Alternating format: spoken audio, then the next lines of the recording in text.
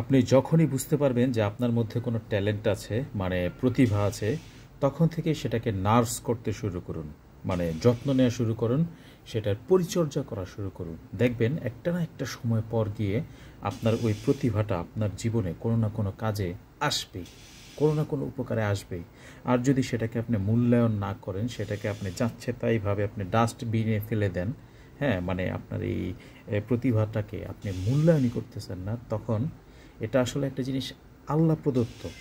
আপনি আসলে সরাসরি আল্লাহর সাথে প্রতিযোগিতায় নেমে গেলেন, মানে গণাই ধরলেন না। আল্লাহ যে আপনাকে একটা সুন্দর একটা জিনিস দিল, আপনি বুঝার পরেও আপনি সেটাকে গণায় ধরতেছেন না, আল্লাহর বিরুদ্ধে চলে যেতেছেন টাইপের একটা মানে পরিস্থিতি দাঁড়ায়।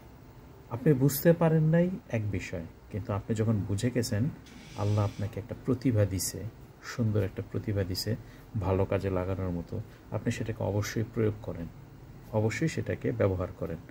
উল্টো পাল্টা কাজে না, বা অশ্লীল কোনো কাজে না, বা খারাপ কোনো কাজে এগুলো ব্যবহার করেন না। আপনার ক্যারিয়ার উন্নত করার জন্য যদি ভালো কোনো কাজ হয়, আপনি সেই প্রতিভাটাকে কাজে লাগান।